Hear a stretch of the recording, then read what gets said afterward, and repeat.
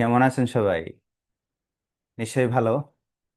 আর দেখেন আমরা কিন্তু আম, ধীরে ধীরে কোথায় চলে আসছি? Unit 2, lesson 3। যারা পড়তেছেন এবং লেগে আছেন, হ্যাঁ, ভালো। আপনারা কিন্তু বইটা পড়ে শেষ করতে পারবেন আমার সাথে। ঠিক আছে? তো এটা কত? ইউনিট 2 এর লেসন 3, আর্ট অ্যান্ড ক্রাফট আমরা পড়বো এখন। Art is generally understood. তো দেখেন এটা পেসিভ ভয়েস, হ্যাঁ। তাহলে আর্টকে বোঝানো হয় কিভাবে? আমি পেসিভ বুঝলাম যে বি ভার্বের পরে দেখেন ভার্ব 3 আছে, তার মানে আন্ডারস্টুড ভার্বের অবজেক্ট হচ্ছে আর্ট। তাইলে সাধারণত আর্টকে বোঝানো হয় কি হিসাবে? As an expression of human imagination. তো আমরা দেখলাম এখানে একটা প্রেপোজিশন আছে, ঠিক আছে। হিসেবে, কি হিসেবে? যে অ্যান এক্সপ্রেশন, এবং এক্সপ্রেশন মানে কি? প্রকাশ বা অভিব্যক্তি। এর পরিচয় দিতেছে অফ দিয়ে। কিসের এক্সপ্রেশন? তো এর উত্তর হচ্ছে হিউম্যান ইমাজিনেশন, মানুষের কল্পনা এবং ক্রিয়েটিভ স্কিলস, এবং কি? সৃষ্টিশীল দক্ষতা। এরপর দেখেন আবার বলতেছে যে কিভাবে, এটা কোথায়? In a range of activities. তো স্কিলস গুলা কিসের মধ্যে? যে অনেকগুলা অ্যাক্টিভিটিস এর মধ্যে। এ রেঞ্জ অফ অ্যাক্টিভিটিস, এটা একটা ডিটারমিনার এবং এটার অর্থ অনেক, ভ্যারিয়াস, রেঞ্জ অফ। এখন এই কথাটা একটা অনির্দিষ্ট একটা অ্যাডজেক্টিভ ফ্রেজ, ঠিক আছে। তো এই যে বললো যে নানা ধরনের আহ, কাজকর্মে তার স্কিল। তো আমরা যারা পাঠক তাদের মন চায় না যে কয়েকটা কাজকর্ম বা অ্যাক্টিভিটিস আমরা দেখি? তখন এখানে নিয়ে আসছে কি ইনক্লুডিং, যার মধ্যে আছে, যে অ্যাক্টিভিটিস গুলার মধ্যে আছে, কি আছে? পেইন্টিং, চিত্র, ঠিক আছে, ড্রয়িং, অঙ্কন, স্কাল্পচার মানে ভাস্কর্য, এবং আর্কিটেকচার। এই সমস্ত কাজকর্মে যে এই মানুষের যে কল্পনা এবং ক্রিয়েটিভ স্কিলস, সেইগুলার এক্সপ্রেশন হিসেবে বোঝানো হয় কাকে? আর্টকে। দ্য এইম অফ আর্ট, দেখেন এইম অফ আর্ট এটা ইজ ভার্বের সাবজেক্ট। তো এই যে ফ্রেজটা, এটা হচ্ছে একটা নাউন ফ্রেজ। কারণ কি? আমরা জানি সাবজেক্টের মধ্যে নাউন বা প্রোনাউন থাকে। যেহেতু প্রোনাউন ফ্রেজ বলতে কোনো কথা নাই, তাহলে এটা হচ্ছে একটা নাউন ফ্রেজ। তাহলে দ্য এইম অফ আর্ট মানে আর্টের উদ্দেশ্য। তাহলে আর্টের উদ্দেশ্য হচ্ছে টু ইভোক। ইভোক মানে, ইভোক মানে হচ্ছে নাড়া দেওয়া, জাগিয়ে তোলা। কি জাগিয়ে তোলে? দেখেন এটা একটা ট্রানজিটিভ ভার্ব। কেন? কারণ এই ভার্বের দেখেন অবজেক্ট আছে। কাকে জাগিয়ে তোলে? ফিলিংসকে, মানে অনুভূতিকে, অ্যান্ড ইমোশনস এবং আবেগকে জাগিয়ে তোলে। তাহলে দেখলাম যে এই ইভোক ভার্বের দুইটা অবজেক্ট হচ্ছে, একটা হচ্ছে ফিলিংস, একটা হচ্ছে ইমোশনস। ওকে। এখন এখানে দেখেন একটা দ্যাট আছে। এই দ্যাট একটা রিলেটিভ প্রোনাউন, এবং এই এই দুইটা নাউনকে বুঝাইছে। এই যে ফিলিংস এবং ইমোশনস, এইগুলা আর কনসিডার্ড অ্যাস্থেটিক, যেগুলাকে নান্দনিক হিসাবে চিন্তা করা হয়। That is concern with beauty. যে জিনিসটা, এই যে অ্যাস্থেটিক বিষয়টা, সেটা হচ্ছে কি কিসের সাথে সম্পর্কিত? কনসার্ন উইথ মানে হচ্ছে সম্পর্কিত কিসের সাথে? সৌন্দর্যের সাথে, মানে বিউটির সাথে। বাট, কিন্তু বলতেছে যে এটা ছাড়াও art also can B A form, যে একটা রূপ হতে পারে। এখন দেখেন এখানে একটা প্রেপোজিশন দিছে অফ। তাইলে এই ফর্মের পরিচয় দিছে অফ দিয়ে। যে এর মানে এর পিছনে কি আছে? এই ফর্মের পরিচয় আছে কিসের রূপ? সোশ্যাল কমেন্ট্রি, মানে হচ্ছে সামাজিক সমালোচনা। তাহলে এই আর্টটা কি হতে পারে? সামাজিক সমালোচনার একটা রূপও হতে পারে। ঠিক আছে। এখন আবার দেখতেছি এখানে একটা ফ্রেজ আছে, যেহেতু গ্লোরিফাইস একটা ভার্ব, তাহলে এই ভার্বের সাবজেক্ট হচ্ছে এইটুকু। তো আরেকটা গুড নিউজ হচ্ছে, আমরা যখন ভার্ব দেখি তখন সেই ভার্ব থেকে, এটা তো ভার্ব, তাহলে এই ভার্ব থেকে আমরা কি করি? এইভাবে সামনের দিকে যাই। তো এই প্রেপোজিশন অফ পর্যন্ত কাটা। তার মানে গ্লোরিফাই ভার্বের সাবজেক্ট হচ্ছে এই পেইন্টিং। তাহলে পেইন্টিং গ্লোরিফাইস নেচার। পেইন্টিং কি করে? প্রকৃতিকে মহিমান্বিত করে। এখন দেখেন যে এইটুকুন মিনিংটা আমরা দেখি, যে a painting of sunset over the sea, মানে কি সাগরের উপরে সূর্যাস্তের যে চিত্র, সেই জিনিসটা প্রকৃতিকে গ্লোরিফাই করে।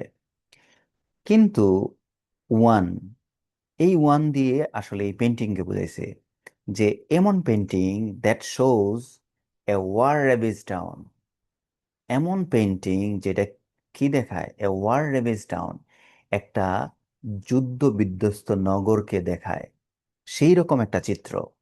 ঠিক আছে, তাহলে এখন দেখেন যে that shows a war ravaged town, তাহলে এই চিত্রের বর্ণনা দিছে এইটা দিয়ে। তো যেহেতু আমরা জানি কি নাউন এবং প্রোনাউনের বর্ণনা যা দিয়ে দেওয়া হয় সেটা অ্যাডজেক্টিভ হয়, তাহলে এটাতে যেহেতু একটা ফাইনাইট ভার্ব আছে, তাহলে এই জিনিসটা হচ্ছে একটা ক্লোজ। কি ধরনের close?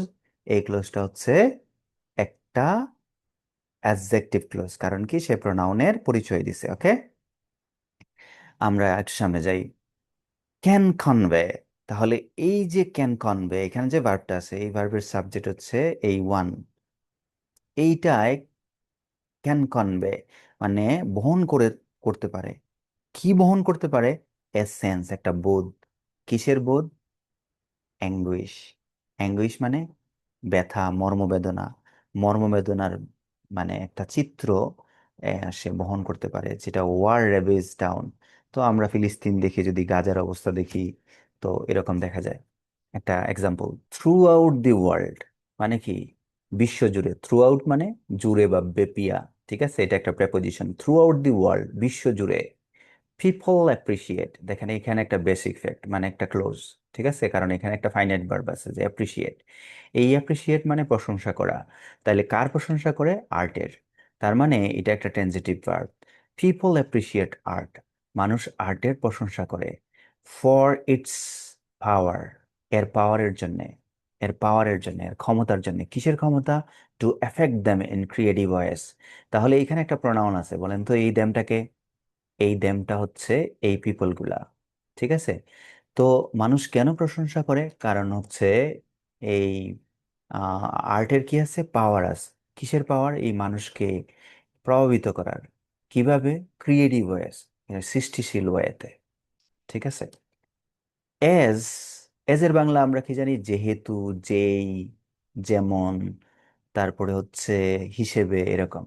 The famous painter Pablo Picasso said, যেই কথাটা পাবলো পিকাসো, যে বিখ্যাত পেইন্টার, চিত্রকর পাবলো পিকাসো, তিনি বলেন।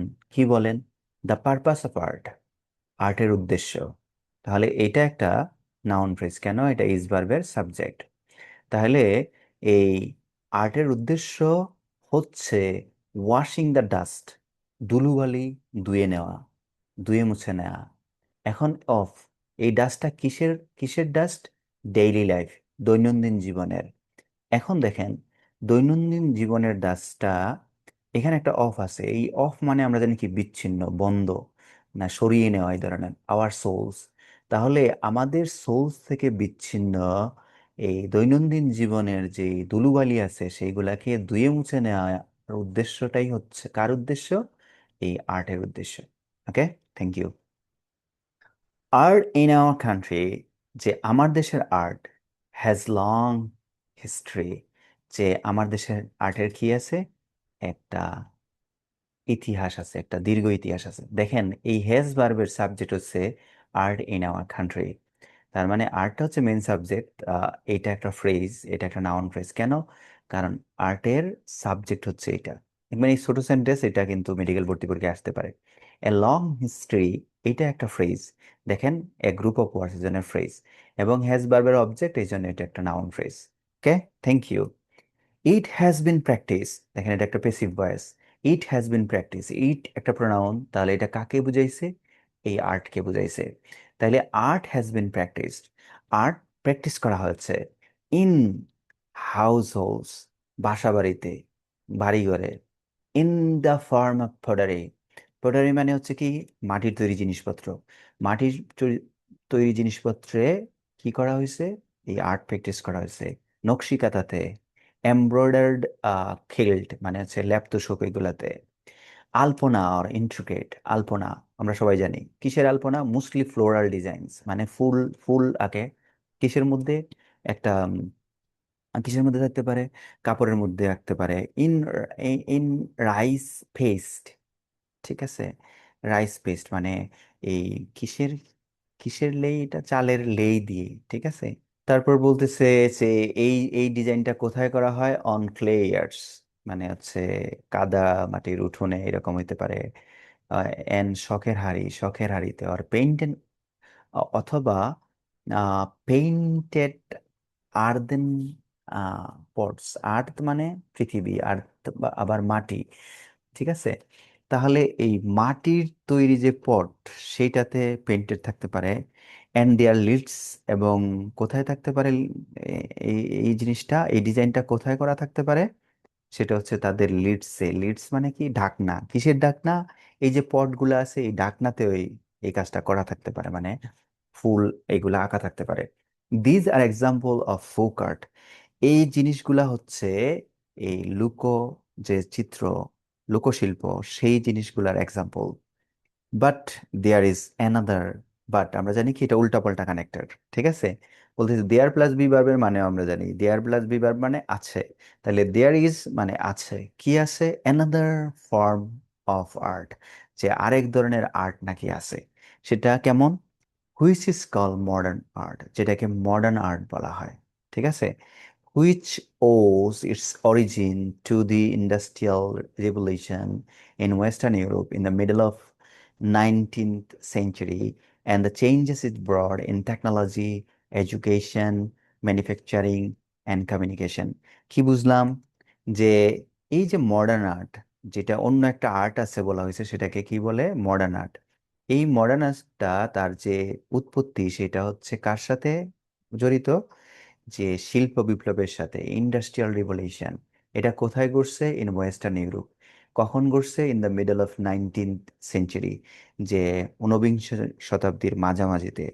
এবং দ্য চেঞ্জেস, দ্য চেঞ্জেস, এটার এটার যে বিষয়টা সেটা, এই পরিবর্তনটা, সেটা কিসের সাথে সম্পর্কিত? যে এটা কি ধরনের পরিবর্তন নিয়ে আসছে? চেঞ্জেস ইট ব্রট ইন টেকনোলজি, টেকনোলজিতে পরিবর্তন নিয়ে আসছে, শিক্ষায়, তারপরে উৎপাদনে এবং যোগাযোগে। মডার্ন আর্ট রিজেক্টেড, এই ক্রিমিনালে রিজেক্ট করছে। কি রিজেক্ট করছে? ট্রেডিশনাল আর্ট ফর্মস, মানে হচ্ছে যেটা অতীতের যে আর্ট ফর্মস আছে, রূপ আছে, মানে শিল্পের যে রূপগুলো আছে সেগুলা রিজেক্ট করেছিল। এবং began to create new types of artistic expression using styles, techniques, colours and materials. এই সমস্ত জিনিস দিয়া তারা আরেকটা নতুন জিনিস, নতুন টাইপস তৈরি করার চেষ্টা আহ, শুরু করেছিল। বিগান টু ক্রিয়েট শুরু করেছিল, ঠিক আছে, নতুন টাইপ তৈরি করতে শুরু করেছিল। So that could adequately reflect the spirit of time and the profound changes in human thought. তাহলে এখানে একটা প্রোনাউন আছে, দেখেন এটা একটু মোটামুটি আনক্লিয়ার। তাহলে এই জিনিসটা আসলে দ্যাট কুড অ্যাডিকুয়েটলি রিফ্লেক্ট, যেই জিনিসটা রিফ্লেক্ট করতে পারতো, যে নিউ টাইপস, এটাকে এটার জন্য দ্যাট হতে পারে। আবার ওই ট্রেডিশনাল আর্ট ফর্মসও হইতে পারে, ঠিক আছে। তাহলে মডার্ন আর্টে যে ট্রেডিশনাল আর্ট ফর্মস রিজেক্ট করে ফেলছে এবং নতুন টাইপস তৈরি করছে, ঠিক আছে। আবার কেউ চিন্তা করতে পারে যে কালার্স, ম্যাটেরিয়ালস, এইগুলাকে এটা বুঝাইছে। তো এইগুলা না হতে পারে। That could adequately reflect the spirit of time. তার মানে এই আর্টটা হতে পারে যে যেটাই পারতো, মানে পর্যাপ্ত রূপে রিফ্লেক্ট করতো কি? সময়ের যে স্পিরিট, সেই জিনিসটা।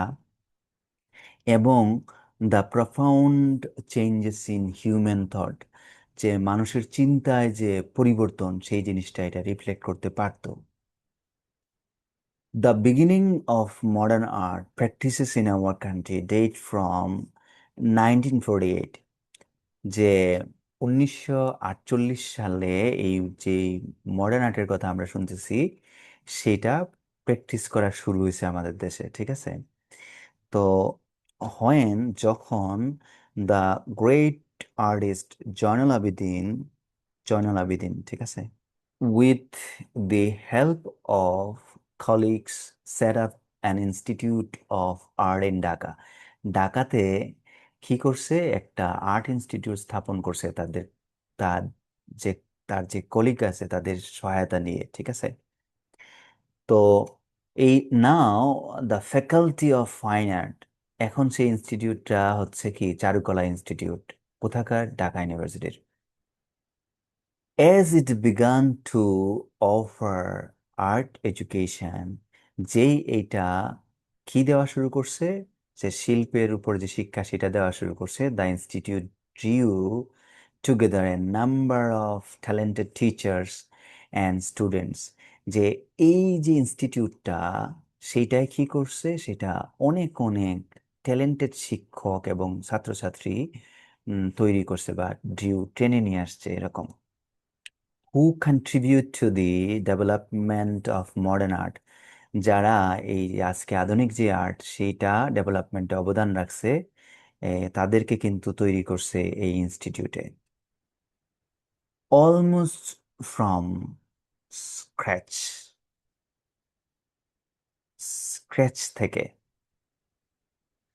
বাট উইদিন ডেকেড, কিন্তু এক দশকের মধ্যে artist were reflecting most recent trends and styles in their work, such as expressionism.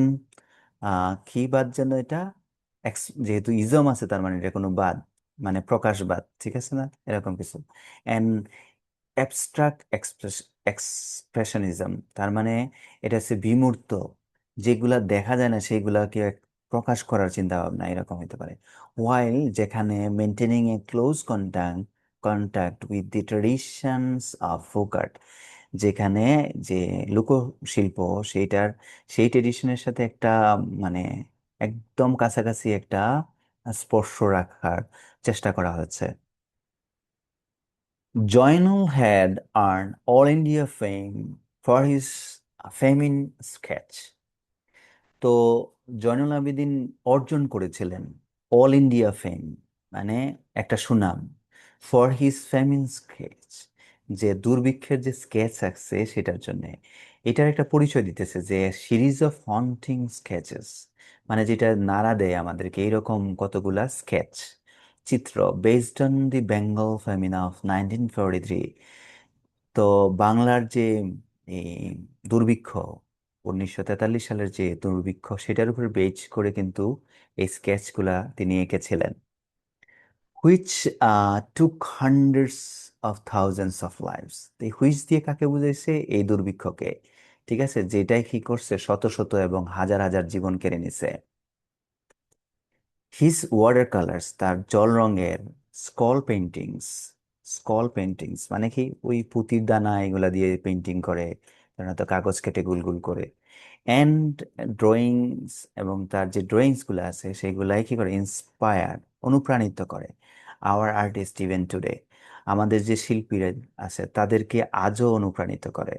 তাহলে ইন্সপায়ার বারবার সাবজেক্ট হচ্ছে তার এই পেন্টিংস গুলা, ঠিক আছে। দি আদার প্রমিনেন্ট আর্টিস্ট, অন্যান্য যে বিখ্যাত আর্টিস্টরা আছেন, প্রমিনেন্ট মানে কি, বিখ্যাত, হু হ্যাড মেজর কন্ট্রিবিউশনস, যাদের বড় বড় অবদান ছিল, to the spectacular rise of contemporary art. Contemporary মানে সমসাময়িক, সমসাময়িক যে শিল্প আছে সেটার যে মানে অনবদ্য উত্থান, স্পেকটেকুলার মানে চমৎকার, যে চমৎকার উত্থান, সেখানে তারা কি বড় বড় অবদান রেখেছিলেন। সেই যে প্রমিনেন্ট আর্টিস্ট, তাদের মধ্যে তাদের মধ্যে কি আছেন? কামরুল হাসান, তারপর S M Sultan, Shafiuddin Ahmed, Abdur Razzaq, Qayyum Chowdhury, Murtaja Baseer, Aminul Islam, Syed Jahangir, Debdas Chakraborty, Novera Ahmed and Mohammad Kibria. The war of liberation, স্বাধীনতা যুদ্ধ, the independence of the country, দেশের স্বাধীনতা, in 1971 inspired our artist to continue the efforts. যে এই যে যুদ্ধ এবং যে স্বাধীনতা, সেই সমস্ত জিনিসগুলা আমাদের যে শিল্পী আছে তাদেরকে কি করছে, অনুপ্রাণিত করেছিল কি করতে, যে তাদের যে প্রচেষ্টা সেটাকে চালিয়ে যেতে। এই প্রচেষ্টাটা কিসের প্রচেষ্টা? অফ দ্য আর্লিয়ার আর্টিস্টরা যে কাজগুলা করছে, আগেকার আর্টিস্টরা সেই এফোর্ট গুলা চালিয়ে যেতে, কি করার জন্যে? টু এক্সপ্লোর, খুঁজে বের করতে, দ্য লিমিটস অফ আর্ট, আর্টের limits, and create new expressive modes, একটা নতুন ধরন তৈরি করার জন্য। ফর দ্য নেক্সট 4 decades, পরবর্তী সরি পরবর্তী 4 দশক ধরে art in our country saw many experimentations, যে আমাদের দেশের যে শিল্প সেটা কি দেখেছিল, অনেক পরীক্ষা নিরীক্ষা দেখেছিল। আর্টিস্ট ডিল্ট উইথ নিউ আইডিয়াস, যে আর্টিস্টরা নতুন নতুন আইডিয়া নিয়ে খেলেছিল। সাস অ্যাজ, যেমন installation art, installation art, art প্রতিস্থাপন এরকম। And graphic art, graphic art হইতে পারে একটা। অ্যান্ড রিশেপড ওল্ডার, অন্য যে পুরাতন যেগুলো আছে সেগুলোকে পুনরায় আকৃতি দান। ট্রেডিশনাল আর্ট ফর্মস, এগুলা নিয়ে তারা কাজ করেছিল। If you visit any art gallery, যদি আপনি কোনো আর্ট গ্যালারি ভিজিট করেন অথবা আর্ট এক্সিবিশন ভিজিট করেন, ইউ উইল ফাইন্ড, আপনি খুঁজে পাবেন, হাউ, যেভাবে our art reflects our changing realities, আমাদের যে পরিবর্তনশীল বাস্তবতা সেটাকে প্রতিফলিত করে in fascinating and insightful ways, একটা আকর্ষণীয় এবং ইনসাইটফুল পদ্ধতিতে। ইনসাইটফুল মানে যেটার অন্তর্নিহিত তাৎপর্য আছে, তাৎপর্যমণ্ডিত উপায়ে, এরকম হতে পারে। তো সবশেষে একটা কথা বলি, সেটা হচ্ছে ইন ফ্যাসিনেটিং অ্যান্ড ইনসাইটফুল ওয়েস, এটা হচ্ছে একটা অ্যাডভার্বিয়াল ফ্রেজ, রিফ্লেক্স ভার্বকে মডিফাই করছে। ঠিক আছে, থ্যাংক ইউ।